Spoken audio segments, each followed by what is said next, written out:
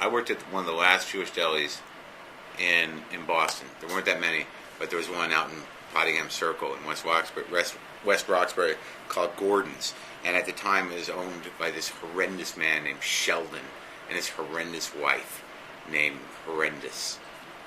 And his kids, I think one was Naomi and the other one was, let's just call him Sheldon again.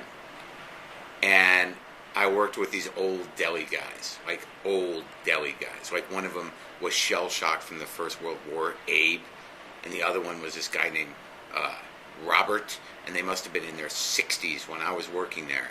And this guy, Robert, I could not understand him. He would speak some combination of Yiddish and Spanish or something peculiar.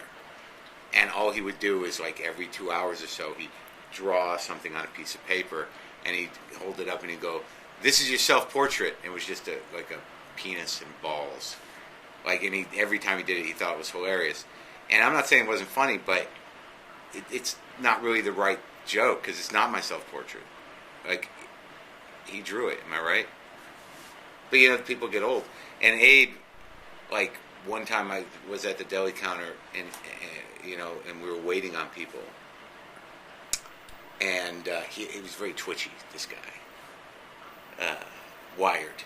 He was sort of explosive. But he was old, so it wasn't that threatening. A woman came up and literally ordered a pastrami sandwich. So like a Woody Allen joke. A woman ordered pastrami sandwich on white bread with lettuce, tomato, and mayonnaise. And Abe just goes, "I'm not making this. I'm not making this. I'm not making it. You make it." The woman felt uncomfortable. But I made it. But I understood his point, you know.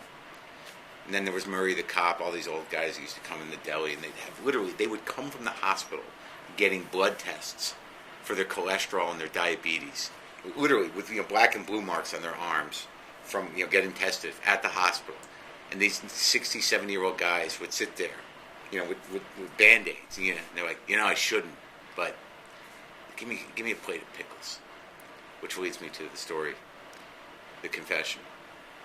So we had half-sour pickles in vats, several different kinds of pickles. And in Boston, they had several different kinds of rye bread that was peculiar. They had a Sicily rye, a dark rye, a light rye, and a pumpernickel rye. It's a little different up there. People would order the heel of the bread, whatever. So I had to go refill the pickle bin for the counter, for the, what do you call it, the where you slide the bins in, the cold board there. I go downstairs and there's these big vats of pickles, and I open the pickle and I'm, you know, scooping out whole pickles into the vat, and I scoop out a mouse, a pickled mouse, and I was horrified. So I go up and I'm like, I say, Shelly. He goes, "What?" Shelly Cohen. No, that's my accountant's name. Sheldon, the guy who owned the deli, was obese. And there was a Chinese restaurant next door to the deli. And he would sit in plain view in a booth in the deli every day with a mountain of boneless spare ribs, eating them. And all he would say is, "What? Do you want one of these? You want one?" It was just shoveling them in. It was creepy, man. So I go, "Shelly, I found a mouse in the pickles." And he's like, "Oh, yeah. All right. I'll take care of it." And